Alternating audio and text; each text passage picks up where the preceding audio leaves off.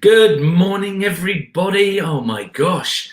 It can't be October. Surely that isn't a thing. It really can't be October. And how does it suddenly get dark at 7:30 at night? This is really not working for me. And I'm really struggling to recover from the Broadway takeover nights. Like I wake up in the morning, I'm like, I don't know where I am.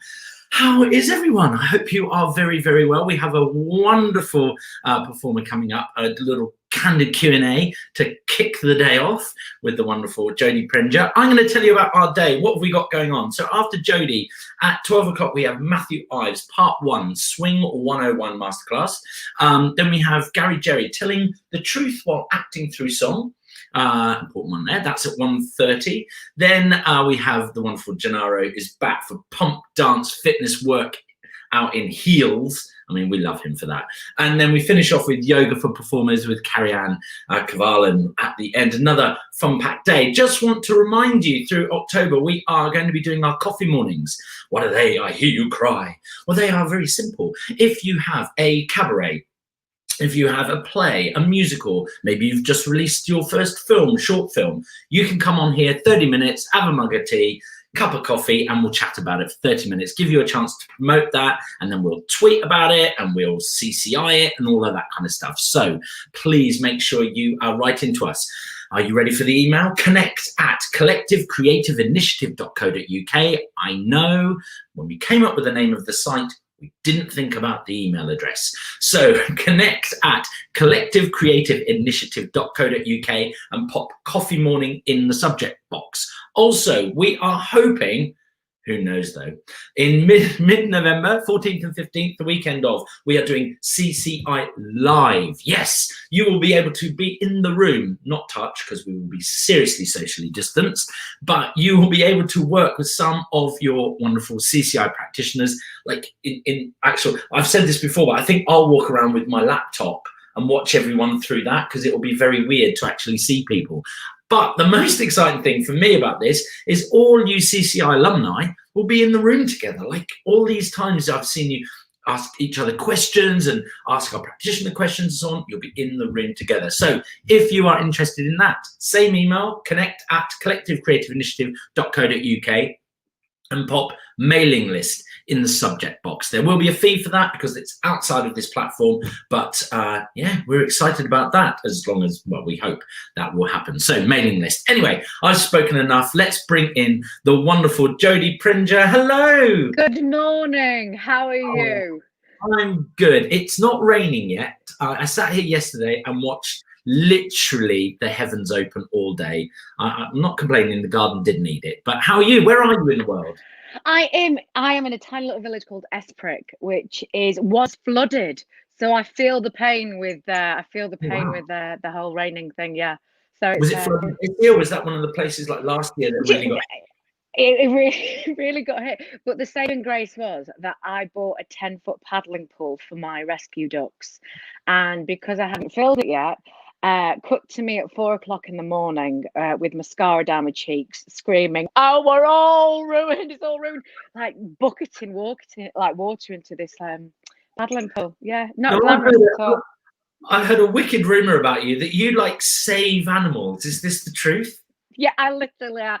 I over lockdown, I have become my feral lady, and anything that needs a home, we've just rescued some runner ducks. They're new things, and yeah, we've got some calling ducks. They're rescues. Yeah, we've got everything. Yeah. Oh, I tell you, I want a duck, I want a donkey, and I want some chickens. That's my goal. I can make that happen for you, James. I can make that happen. I'm coming. I'm moving to the village. Oh, so before we crack on, subscribers, you know that you can ask questions. If you are a subscriber, go to the live comments and you can ask Jodie any questions as we go through. Don't save those to the end. As you know, there is a slight delay from you typing it to us receiving it. If you are watching and you're not a subscriber, what are you doing? Press that subscribe button and ask Jodie and I some questions. So where did it all begin? Why on earth did you go, you know what I want to do? I want to do that. Do you know, it was really because I grew up in Blackpool, And I grew up in a hub of my mum and dad had a hotel, and I remember watching these acts. And one of the first acts I ever saw was a drag queen called Jackie Lester. And I think it was just the element of fun and amazement. And I was this kid going, oh my, it was just amazing. And then I went to school, always had this inkling. I just loved the arts, loved reading plays, loved kind of musicals. I just loved everything about it. But Blackpool was initially quite a small town, and my school where I went, there was only really two of us that were interested in it. So then I remember I ventured off to the wonderful land of the National Youth Theatre, and then it really clicked for me. I was like, oh, there are people out there that are just as nutty as me, and I just really, really fell in love with it, and it was a massive turnaround. That so I always knew I had to pursue that. And then I didn't carry on my A-levels at that school. I went to do a BTEC course, and then just it kind of went on through there and there. So technically it was a drag queen stroke the National Youth Theatre. That is why I'm sat here talking to you. Now, what's that amazing place? It's one of my favourite places in Blackpool. Funny Girls. What is it? What's it called? Funny Girls. Oh my gosh. I love that. Oh, no? I've had some fantastic nights in Funny Girls. It is brilliant. Absolutely. Just the production, the costume and all that they put into it. It's amazing. Oh, I've lost you for a second. I always remember. I always remember one of the DJ there, DJ Zoe, is one of my nearest and dearest, and we did the musical version of Coronation Street. We shan't talk about that. And but I remember going to my friends, because in this musical that they put on the MEN Arena, it was chaos. And the one thing that they didn't have for a scene where they had drag queens was shoes. So Funny Girls came to the rescue. I went to the girls at Funnies and said, can I have all your shoes? So some of the guys, the drag queens, were dressed in Funny Girls shoes and my dresses, my frocks. So it's quite an experience. So yeah, Funny Girls to the rescue.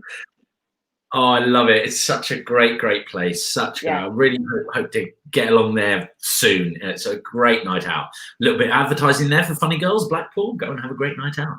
Now, am I right in thinking Les Mis was the first? Was that the first? Was that your first professional gig? Yeah. That was my first professional gig was, and a massive eye opener for me was the Disney cruise ships, and I went on there, and it was the first. And you kind of go out and you think it's all kind of happy and clappy, but it's not. The shows they put on there are magnificent, and they were running 3 shows at the time. One was called Ghost Ship, which has now never seen the light of day for years, and it had the most beautiful music. The other one was Disney Dreams, where I was a very good friend of the fairy godmother and Mrs. Potts.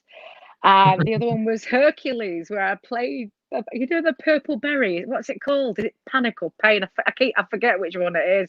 Right. It wasn't a good look. It wasn't a good look. I bounced around in something that, it shouldn't have seen the light of day. So that for me was my first professional kind of like foot in the water, a little toe dip in the water, but it was amazing. And then of course Les Mis. Where did you go when you were on the ship? Which kind of areas were you in the world? We kept going to the Bahamas, and then Disney, of course they have their own island. Yes. So you kind of just did that little kind of circuit, but we were there during September the 11th. That's how long ago it was. So It was kind of a massive turnaround, and then that we only had about 3 months left after that. But it was good. I'm a massive Disney fan. Incredible. A friend of mine actually that I did ships. I was an actor and working in the UK, and it was like, God, sort of bored. Not bored. I was just frustrated, and I was like, I want to go away. I want to travel. So I'll do one cruise, and I stayed away for years. I loved it so much. Whole world. I went all over the world. Did you really not get cabin fever? Did you? That's amazing. No, I think, I kind of enjoyed it. I sort of, you do a bit, but the contracts I did, we were allowed in the passenger areas, and we were allowed to get off. We kind of had those little privileges, so it was quite nice. It was good, and I learned a lot, and I learned so much from meeting performers from all over the world, like Ukraine, Russia, Canada, Australia, that I would never have got to work with in the UK on that scale. And I learned so much. Yeah. Les Mis, like, so you came back and you tell us about that because that, especially back then, that was it's a long process to get into that show. It was a really long process, and then Cameron wanted to put me into a West End show to get me used to the routine, which is fair enough, but I couldn't wait. So I went into the ensemble, and I've got to say, you know, when you kind of go into the West End, I was so scared because I kind of came through it via reality TV, and I know it was a fast route, but I don't think people realise how much I tried to get into the West End and how many times I had my heart broken when I got the call going, I'm sorry, not this time. And it really, really broke me. So the Nancy show for me was this massive springboard. And there it was. And I thought, oh, they're not going to like me. And they just welcomed me in with the biggest arms. And it was the loveliest family. So my first experience was amazing. Wow. And at the time, obviously, in Les Mis, they still had that massive revolve, sorry. And I couldn't for the longest time get on that bloody thing. It was like Michael Flatley taking a hop, skip, and a jump to get on it. But it was brilliant, and the music to this day, it makes me cry. I can just listen to One Day More, tear stream, but it's magnificent. So again, it saddens me so much that those songs aren't being heard night after night, but you know, they will. That Revolve, to be fair, has taken out some of the finest artists of the land. Many friends have talked about the Revolve in therapy sessions throughout London. Trying to get on and off that thing. Oh my gosh. You know, James, I always remember, you'll laugh at this, there was one night and I thought, you know what, I've done it. I've got every kind of harmony, every line, the Revolve. I jumped on it. I was like a gazelle with clogs, and then at the end I came on for the bow.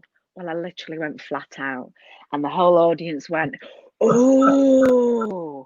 And then I remember getting up, and there he's supposed to be, and I just was like, "I'm all right, love. Don't you worry, I'm all right." It's not a shining moment for me whatsoever. Not a shining moment. But so obviously the TV show. Yeah. Tell us about that. I mean, that was amazing, and I have to say, I was like, please let you win this. Please let you win this. It was just so, you were so good. Like throughout the entire process, you were just outstanding. Why did you do it? Why were you just like, you know what, I need to do something to change what's going on? I'm not getting in that door. I'm getting all these no's. Was that a thing where you just like, I'm going to go for it? Do you know what, honestly, and I always say to everybody, please just keep trying. At that point in my life, I think I was about 25, 26, and I just wasn't getting anything. And my mum heard it on the radio, and she just was like, just go for it. And I'm so glad I did. And every kind of step of the way, I always thought I wasn't going to get it, to the point where, God love me, mum and dad had to send me in teddies because I said, I don't think anybody likes me. There's no fan mail or anything. So my mum and dad used to send me purple teddies. How pathetic. But it was an amazing experience. And I would love for Andrew to go and do another one, because when you look at, Jessie, Sam, Rachel, all these girls, it unearths these amazing talents, and they so deserve to shine, because it was just a lovely experience through and through. I think it was just amazing. And actually, all of the shows that were, the Joseph, there was Nancy, the Maria, the Dorothy, yeah. What I loved was it was that mixture of. Wasn't there Bob the Builder or something on the Joseph one, or one of them? There was like a builder who was on there who had this great voice. Yeah. But you genuinely had musical theatre performers. So they were like, they'd done their training. There's a lot of them, like yourself, had actually been doing the circuit. It wasn't like just kind of, there were crafted people that were on those shows, and that's what I think I really enjoyed about it. I think I loved the fact that it was that blend of the complete wild card who's just thought about it and loved it, and rightly Yeah. so. You know, not everyone gets that opportunity to go to a drama school or even university, you know, but they've always wanted to do it, and they have talent. But then also that mixture of real musical theatre performers who are incredibly talented and just need that break. And that, I think that's what I love about it. Was that the energy on the show?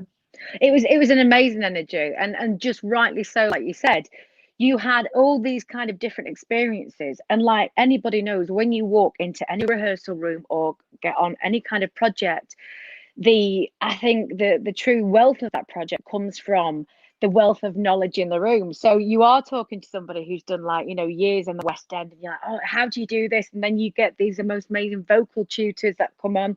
So you become a sponge on every aspect, and it was just a brilliant creative process, because you go and put these live shows on, which were petrifying, I have to say. Oh. It was just, I always remember there was one.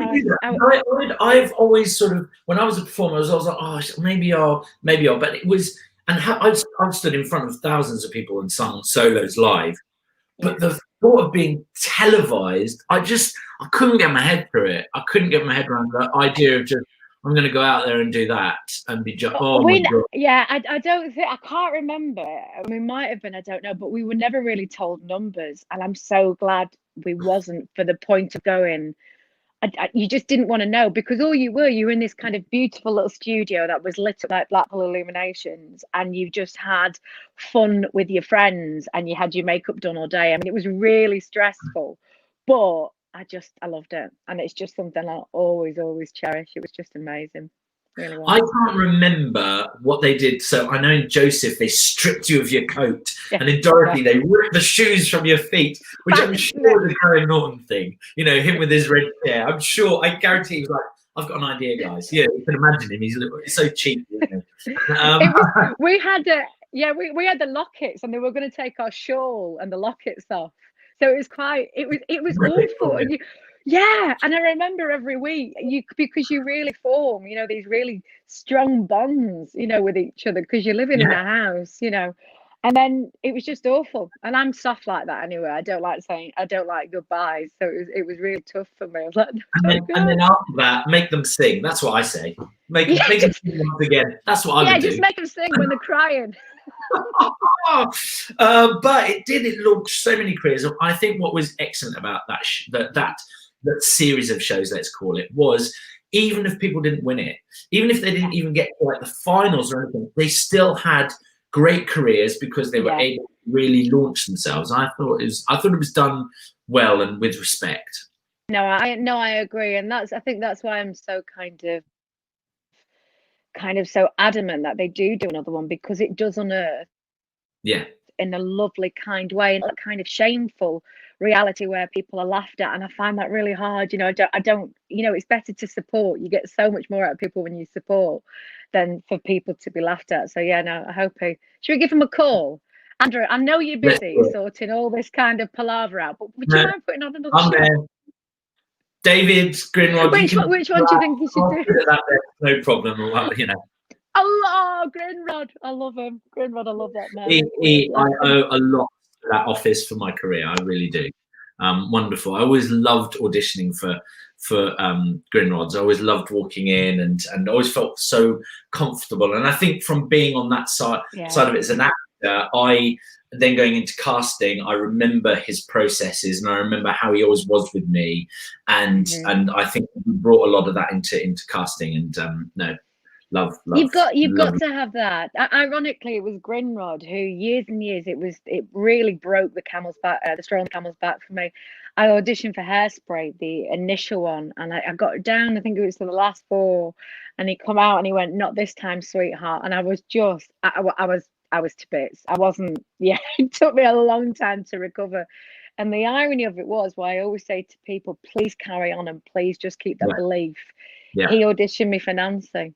So it's that if it's not one door, it'll be another, but just pursue what you love. And if you love the arts, stick with it. It's worth it. I was at a point of leaving the industry because I got down to the final 3, down to the final 3, down to the final 2, down. And there was one, it was a Greenwood audition night, and I didn't even get through it, but there's the reason why. And I was really like upset. And I said to my agent, God, why was I even in there? You know, I wasn't even really right. And I was really frustrated because I was, you know, upset with just my career. Yeah. And she called him and he said to her, don't worry, we'll get him in something soon. And 2 weeks later, I got whistled down the wind. Like literally, that's what happened. And it was that, and it was, he knew that that role was, the right role was coming up, and he knew it. And he was like, again, I've always remembered that. And that's how we've been. Like when we make those calls to agents, we're like, listen, the jigsaw puzzle's not right for them, blah, blah, but don't worry, don't worry, don't worry. And we work with people, you know, we'll say, please send them to this acting coach. They just need this tweak if they want to do the show, or go and do this dance class or whatever. And there was a girl actually who we worked with for over a year. She's so talented on Six. And she got so close, and it was for one of the ship productions of it, and she got it, and we were just, I cried when she got it. I was like, oh my gosh, she did it after a year of coming in and being so professional.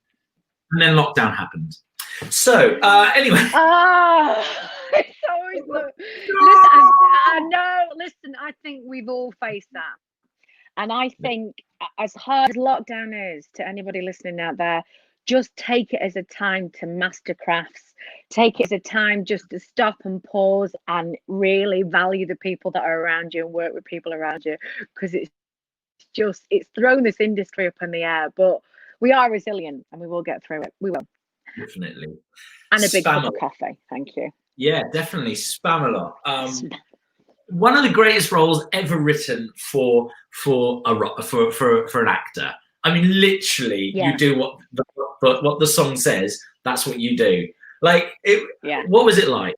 What was SPAMALOT like for you?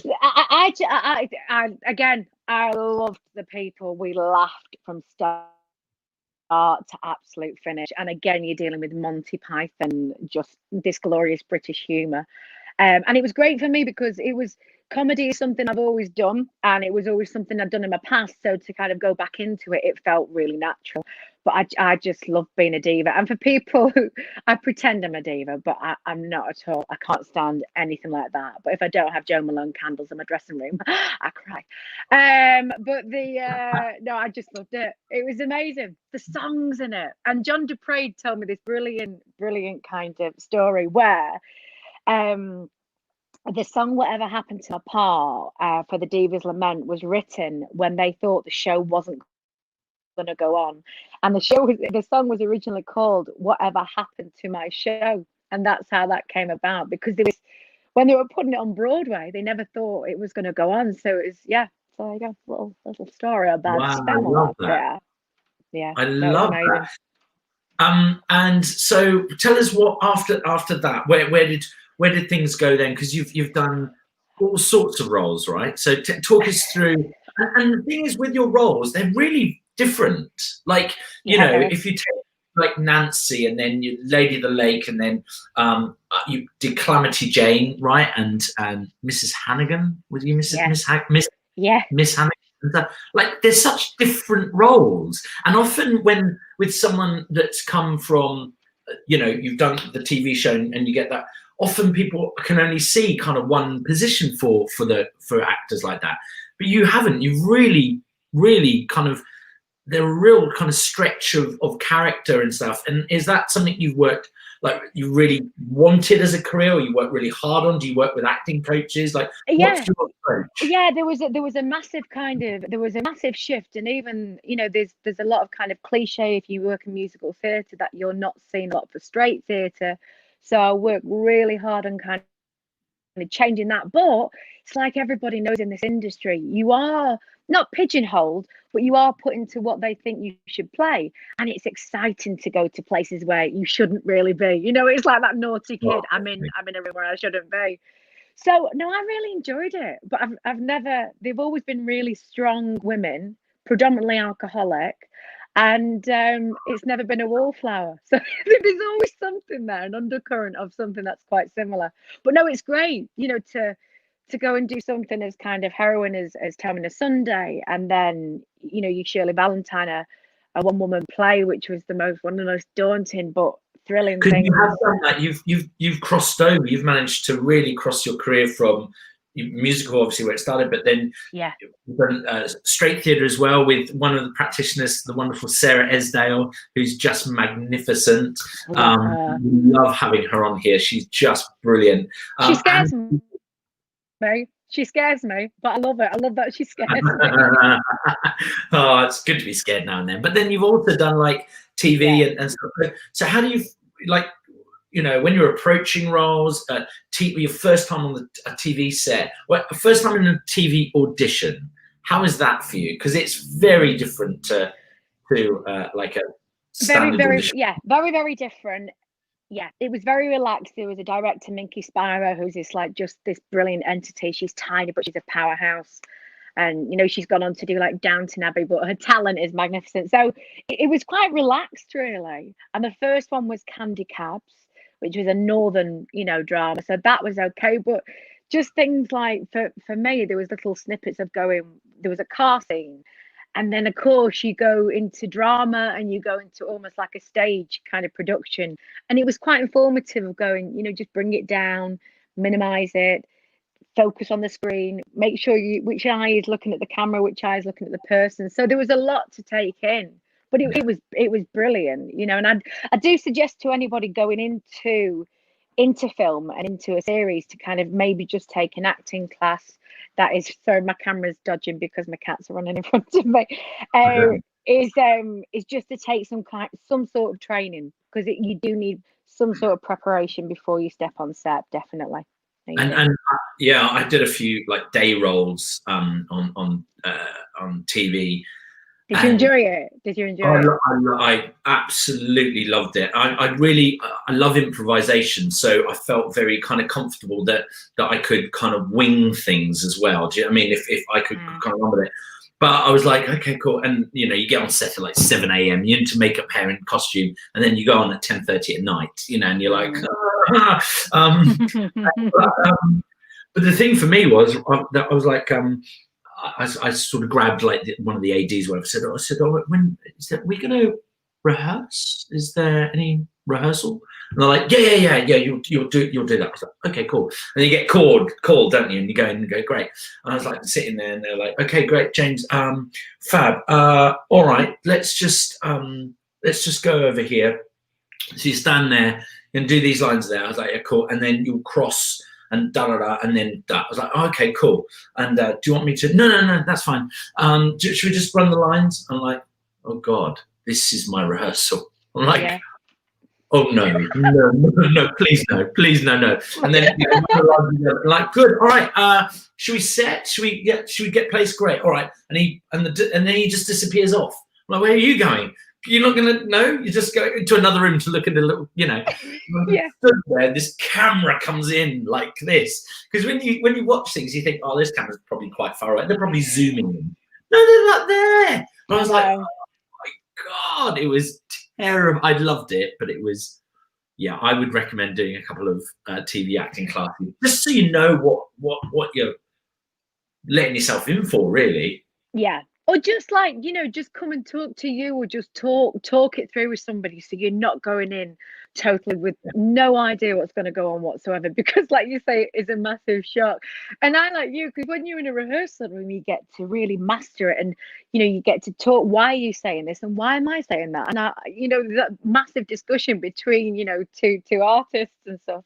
But on a set, you're like, oh, okay, I just be creative. You know, it's that thing. With the camera, I could barely see the other actors, because they were kind of just, you know, the camera's like there and they're kind of there, and I'm kind of, okay, I can sort of see you, and they're really unnaturally far away, you know, as well for a delivery. I have a lot of friends who work in soaps and stuff, and the speed that they have to learn and go with, and they'll do something, and maybe on set, like whatever it is, in Hollyoaks, EastEnders, and they're running behind, and they'll do something. They'll be like, oh no, can we do another take? No, that's it. And they're like, oh, brilliant! Just 15 million people are going to watch that. That's great. But then you do get amazing directors like Sarah Esdale, who's kind of gone from theatre into EastEnders, and it's great because she does allow that time, and you I've watched, you know, quite a few of her episodes, and you just see the kind of magic that, you know, theatre can create on TV. But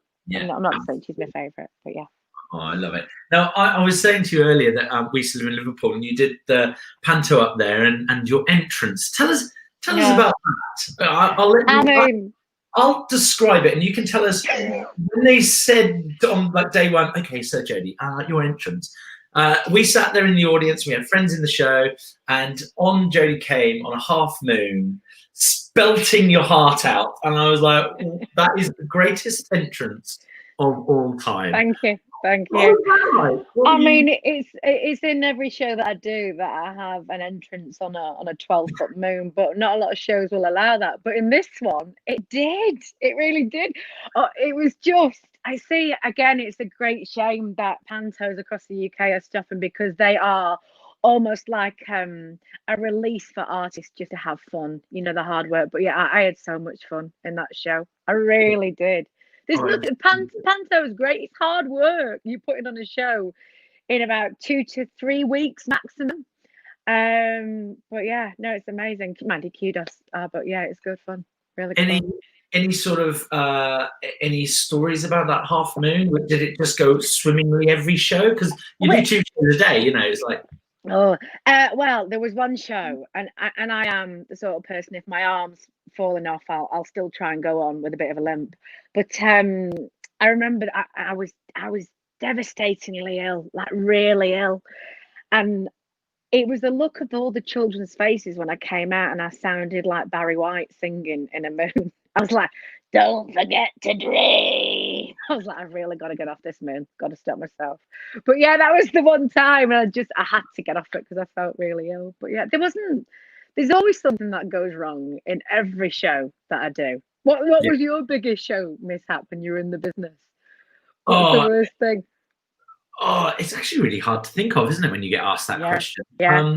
Have you ever corpsed? It's awful. But the thing is, everyone knows how bad I am, and so they know they can get me. That's the thing. That was the thing for me. Like I was still like, all right, let's get Pearson. I mean, I was ridiculous, and on stage, doesn't matter how serious the scene. It's that front row in church. That's what it reminded me of a naughty boy being in the front row, giggling and being told off by the vicar, you know, and it was that feeling again and the more you're told you're not allowed to do it, the more you want to do it. And it was It's awful, isn't it? One of the worst when we were doing Abigail's party, Sarah's Abigail's party. And Dan, who's in Sleepless in Seattle at the minute, he was obviously, I won't give away too much, but he's not very well at the end and he shouldn't be breathing. But he sneezed, and then all you could see is all of our shoulders it was just, and then he started to laugh. It was amazing. I do love it. One of the Broadway practitioners who was on the other night, he was telling the story. He was in Showboat, and there's this moment where there's this child, and the child is like it's a dummy, it's a baby, whatever. Anyway, the leg falls off the baby and drops on the floor, and the other actors, and of course it's really serious scene, so they kind of put it up and put it back on, and the audience are kind of like this. Anyway, he didn't know about it, and he comes on at the end of like act 2, or comes in act 10. It's this really serious moment, and he's like, how's my son? And people start giggling, and he talks about him walking, and the audience just lose it on stage, and he's like, what is going on? This is like a really serious moment. I did a show at the King's Head in Islington, and it was raining like it rained yesterday, and the back then the place was just like, it was so wonderful. It was falling apart. We had a real fire backstage, like you put coal in, and you can't have that now, and you're doing your dressing room and you've got an open fire behind you. But they would put buckets around the theatre, like, so people are sitting in there, and they would have dinner to begin with. Sometimes you can buy a dinner, and there's a bucket, and it's just dripping next to you, and it started dripping onto the stage, and it was really getting dangerous. And so I was singing Autumn Leaves, and I just got a mop, and I just sort of came out and sang Autumn Leaves for the mock stage, you know, to all the audience losing their mind. Well, I can't hide this. We're going to die on here. Abigail's Party, I didn't get to see, which I absolutely gutted about. But that was good. What a fantastic piece! Oh, brilliant! It was well. I think that was decided over a Chinese dinner, Mike Lee was saying. And again, it's that kind of dark twist, almost like Who's Afraid of Virginia Woolf, that, you know, undecidedly, you know, dark dinner party. But it was just great. Again, that comedy, you can't dismiss it. The same as like One Man, Two Governor, you know, Richard Bean's, that just beautiful comedy. I love. Yeah, I'm a sucker for the comedy. Don't make me do it. Don't make me sing. But yeah, no, it's great. And Sarah, you know, Sarah is an absolutely fantastic director. Not just saying that, she's brilliant. She really is. Yeah, she really is. I've got some things here we have covered, but I'll just bring it up anyway. Gloria Nicole says, I remember watching the Nancy show. You have a great voice. Do you think similar format will come back? That's what we're talking about. Did you ever feel like you had to prove more because you got a break through on TV show? That's a good question. Did you ever feel like you had more responsibility for when you're brought in? Yeah, massively. And there's that kind of element, you know, there's a certain element of celebrity that you see just go out there and expect it. I never wanted just to expect to take it. I wanted to earn it. And I think it's like anything. I really respected, you know, the crew, the creatives and the cast, and I just wanted to prove to them I was willing to step up and work as hard as they do. So yeah, no, there was a lot of proving, and I still feel like I still want to do it, you know, because there's avenues that I'm going down at the minute that I've technically never really been down. So there's a lot again going, look, I'll put the graft in. Don't you worry, a cup of tea at the end of it. So that's the goes. But yeah, there you do. It's a great question, because it's you know, there is I do feel there is a lot of responsibility on people who have, you know, celebrity fame, whatever it is, when they're in a production, especially live, because I think you are so, you have that extra element of exposure, and you know, TV and film, it can get that. You can do another take. You can kind of, you know, but and like press nights, you know, how do you handle a press night? Oh, I hate them. I hate the buggers. Sorry, I shouldn't swear. I absolutely hate them. There's all that pressure on that one night, and then you go and do a show, and you're like, oh, I've done it better than that before, and it's just, yeah, it's the pressure. Did you ever get that with press nights? Oh, God, horrible. Hate them. I like the party afterwards, but I hate them. Isn't it? Yeah. No. I agree. It's a massive relief of the party afterwards, isn't it? Yeah. But so on Broadway, you always know it's a good press night when there's more choice than beer and wine. Yeah. Yes, absolutely. I much prefer going to press nights as a casting director and like no responsibility. If it's our cast, I'm like, it's a one-hour ride. I'm like, oh God. On Broadway, their month previews, apparently, that they get. That's when they get reviewed. So you don't know when the review is coming in. So they just come, they review it, and that's it. And then their opening night is like a gala night. Right. And then once the curtain comes down, all the reviews are released. So that's why you get that quick review release it on Broadway. And I think that's a lot better way, not knowing. I don't think you know they're in. You might get an inkling, but I think that's a lot nicer than sitting there knowing that half the audience have got pen and paper.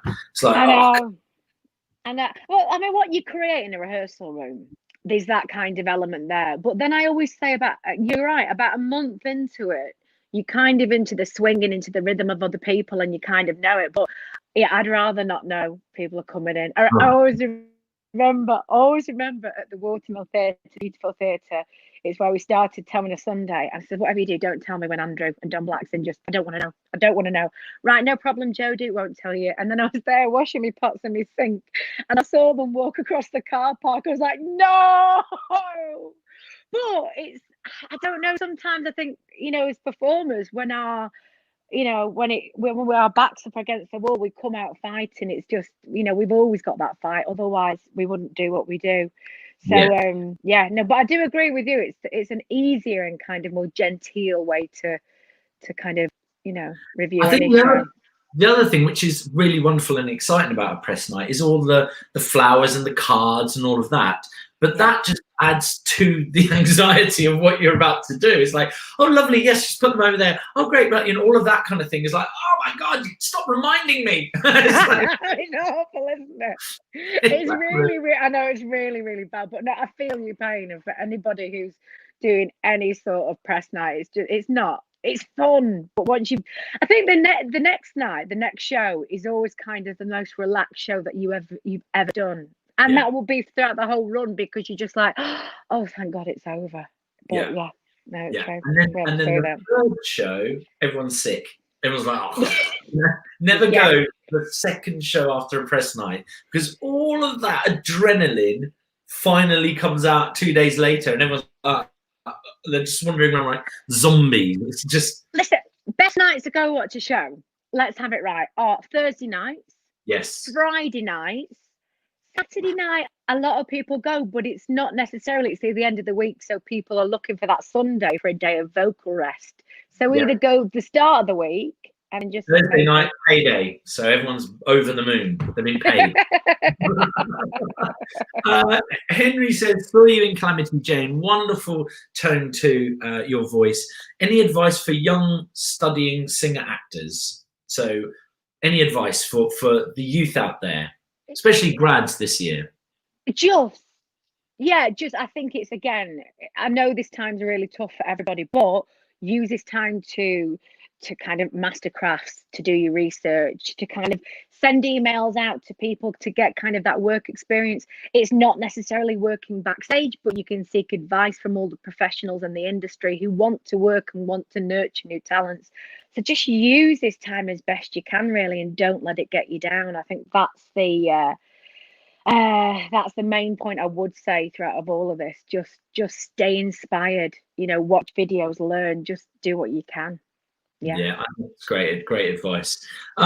So roles, if there was a role that's been played, or a role that you know about that you're just like, and it doesn't matter whether what is the roles that you think, I would never play that, but I want to play that, and roles that you're just like, if I could play that role, that's so me. It's hard, isn't it? It's really hard. Yeah, it's that thing of going, I watched Imelda Gypsy, love her. And then Hello Dolly, love her. And then Martha, again, in Who's Afraid of Virginia Woolf. I'm very lucky to say the roles I've played so far have been the plays and musicals that I've grown up with and watched and loved and gone, bucket list. So yeah, they're my kind of inclination, that if one day, if me rescuing all my animals and my karma really works, that I might play it one day. But yeah, just shows I love really big, beautiful scores. Scores that make you cry. It's just so yeah. Or I've talked about Carousel a lot over these last few months, because it's one of my defining shows. I think Carousel is just like beautiful. It's incredible. What a show. Oh, who is that one? Who is that? That one is Binks, named after the cat in Hocus Pocus. Why can't they do that as a musical? But we'll not talk about that. So that's the new kind of addition to the nut house that is my farm. I love it. Yeah. And what about on this side? Have you ever kind of considered, do you write? Is directing something that you've ever thought of doing? Is there, what other creative avenues as well as the performance you have? And funny, I always remember when they were doing the search for Dorothy, Grin Rod said, "Come and sit the other side," and I wanted to just to hug everyone, because I just knew what they were going through. But for this side, for me, it's kind of new news, but I don't know if I'm allowed to say, but we've just agreed to a big deal with a big production company for a television series that myself and my friend Natalie Anderson have wrote. So that's really exciting. Wow. And they're a BAFTA nodding production company, so we're really thrilled at that. And I'm just in talks with another little play that I wrote to go on in Cambridge next year. And we've also got another TV series that is currently out, doing kind of, the pitching that myself and another friend have wrote. So the writing for me is just been a massive, not a shock, but I've loved it. I've always kind of done it and kind of I always say I've tickled with it when I've not been on stage, but to kind of go and have it, you know, kind of so welcomed in has been, it's been really lovely, really. That's so exciting if you need I know. casting directors for any of that casting directors. Actually, I do. So I shall speak to you after this. Casting at piercingcasting.com. But so do you have a style? Are they three completely different pieces, or is there something? Is it like a Prenger style to it? It's kind of like an electric blanket with your nan coming up the stairs, tripping up and bringing you a cup of tea. It's kind of a warm, yeah. It's a warm comedy. Yes, warm comedy. That's what, you know, right? What you know. So that's what I'm saying. And northern based. The two are northern based. One's based in London, but yeah, one's based in Leeds, one's based in Manchester, and one's based in London. So just call me Continental. I love that. That's absolutely fantastic. It is a massive talk. We've had writers on before. Well, a lot of the series that we've had on here, we've had producers, directors, actors, writers, all doing Q&As, and it's that thing of like when you first sat down to write. It's not guaranteed. You know, people get stressed that they feel that the first thing they write has to be magic. And so often the first thing you write, you've got to write it because it's awful, and you've got to write it. You've got to read it and go right now, but now I get a sense of let's carry on, and that's really important. Just like being a performer, you've got to keep cracking the whip, haven't you? Of course, yeah. Listen, the first draft, you're right. It'll never see the light of day until you get to draft. I'd say 7 or 8 is when you really start kind of finding your feet on, and it's a lot to do with rhythm and how it works. And it's just, but it's great to get your friends in on it. That was really important. Have a big table read. You'll hear something totally different in the way somebody reads it, but it's another avenue in it. And as performers, as what we do, we are very adaptable, and you know, we work. And I've always been interested in people, always loved it, and I've always kind of, you know, grown up in these northern powerhouses, and there were so many characters that I've got like actually my little jot book that I write down. I was like, oh, that is really funny. Oh my God, that is so funny. Oh, I love the way he does that. That is really funny. So you get to kind of put all this down on paper, and it's almost like reminiscent of, you know, what you've lived through. So I enjoy it. Oh, that's fantastic. Is there have you been influenced by certain writers in terms of like the style that the way that you write, the way that it sounds? Is there an influence from any particular writer? It's kind of a lot of people said if they've one particular, the Northern Girls, they've said it's like Sex and the City but in Jim Royal's living room. So that's kind of that is literally the style. And I was like, yeah, it is. It really is. You know, it's these fabulous women. Just painted the most wonderful picture in my head. I love. But it is. That's what it is. And then, you know, the other one, Tracks, it again is that kind of really almost trolleyed, brassic. It's just that really warm humour, very familiar, very relatable, and situational comedy. So I think, you know, you grow up with people like, you know, the kind of the Peter Kay-esque, and you just go, oh, that story, oh, I get that happens to me. So that's influenced me a lot to go, I'm just telling you about, you know, things that have happened to me along my life and where I've seen the humour in it, you know. So are you from, is your family a performing family? It does not. Yeah, no, yeah. But you're kind of first to go down a route. Yeah, not at all. My granddad could play 3 tunes on the organ. I only knew what one of them were. My nan used to mime to Shirley Bassey. So there was no creativity. But myself and my brother, who's the most amazing tattoo artist and travels the world as a guest artist, I've just come out as 2 really creative people. So it's just quite bizarre, really. Yeah. No one can. Is there anyone creative in your family, or is it just kind of? Yeah, they're all creative, but not in the industry. You know, they all kind of have something creative, and which is being sort of fed down into the children, and they're all sort of going into, like, my nephews are, you know, really into photography and really creative down that avenue, and I used to do a lot of that. My dad used to do a lot of that, and Charlie is all like really kind of tech and all that kind of stuff. So it's amazing actually looking at nephews and things, and how you sort of they're refining things that parents, nephews, grandparents had, and they're much better at it. It's like being passed down, and finally, right, good, now it's landed. Now we're getting somewhere. Great, awesome, is that kind of thing. And with so, and are you going to? How do you feel about handing your writing over? Because that's always a big thing, especially if you're going to do something in a play version. Have you found that trusted director that you kind of get? You don't have to say who they are, but that is a massive thing, you know, that step. It's a massive thing. And when we had the big meeting with one of the producers who you know is taking on one of the projects, it's finding that person that gets it, and that's it. You know, you all have your vision.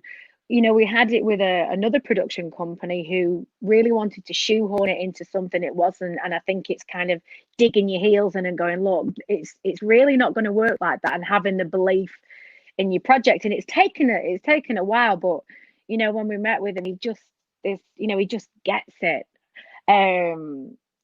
Just really gets it, understands all the characters, like all that, the way they feed into each other. So that's really exciting. But and the same with casting. You know, you've got to get somebody who just gets it, know exactly what you need from the project, what, you know, people want to see on stage, on screen. And once you have that, God, this is going to sound really corny, that's where the magic happens. It's true. It's a team. The creative team, the director, the designer, you know, the sound, even if it's a play or a musical, sound, and the casting, the producer, they've all got to be on the same page of the delivery of what they want. Otherwise, it won't work. You can't have a producer wanting one thing, the writer wanting something else. It just, there's no, and sometimes that is the way relationships are. And you can see it on stage. You can kind of go, this should be good, but they've kind of, what's going on? There's something not right here. And then you find out actually the team just don't get on, and it's been a horrible process, and it's sad, you know. It's such an important thing. And I think something you've said there is one of the hardest things to do. You've got a contract sitting in front of you, you know, especially if so many artists have worked for their careers and, you know, potentially earned so little and things like that, and you have this contract and it's there, and it's not what you want it to be, but wow, look at those figures. And you know, and I think Ricky Gervais in Extras sort of told that story perfectly, the way that he wanted to be taken seriously, and then he writes his thing and it's not what he wants, and he feels shame with that. It's such a hard thing to do, isn't it, to sit there and go, look, we can make this happen for you, and then you kind of have to say, no, I don't want that. I know that it was really hard. It was really hard for us to take the project back. We were like, oh, it's a production company, and this is amazing. But I'm so glad we did. And then in doing that, we're not only working with other production companies. You know, we've started and formed our own, and we're just going down new avenues. So it's sticking to what's going to be right, and that can be the hardest thing, because everything is so tempting in life. And I think especially after lockdown, people are like, yeah, I'll do it. Yeah. And it might not necessarily be the right choice. So just sit back, stay at home. Definitely, and never be afraid to ask for help from people that you can trust, you know, within the industry. Even if you're not a friend with them,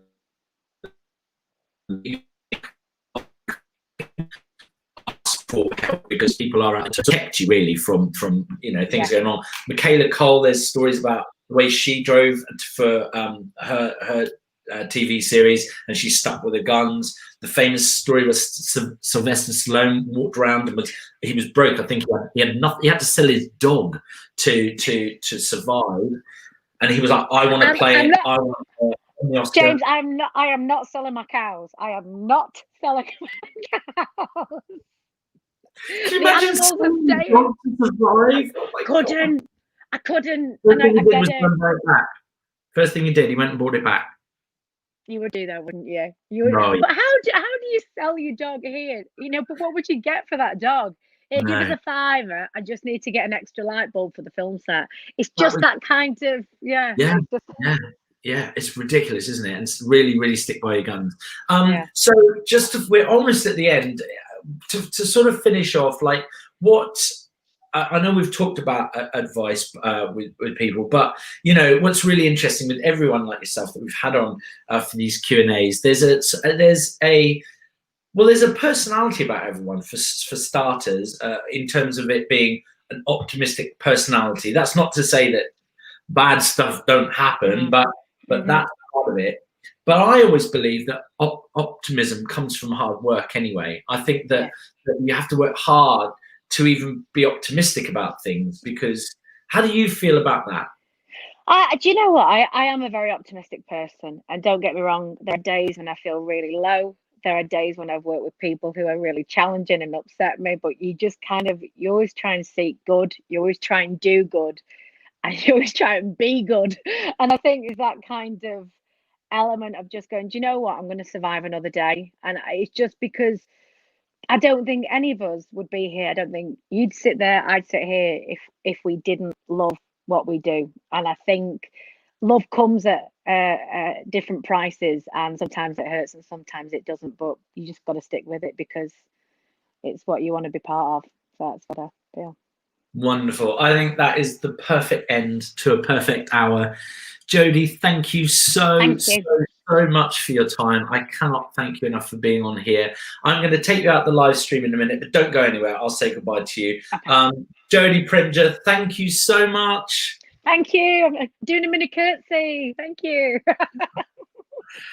Oh, wonderful. Oh, thank you so much to Jodie. One absolutely wonderful hour. What an incredible woman, but just so inspiring, and just, you know, that's that thing. And I think every person that's been on for a Q&A, you get there, it's hard work, and you've just got to keep going and keep driving forward, and, you know, and just finding those ways. And that thing, being class, it's such a positive place. You know, if you stay in class, you just do one class and it can just get those, you know, endorphins going. So coming up next at 12 o'clock, we have Matthew Ives with Swing 101. So we will see you then. Thank you once more to Jodie.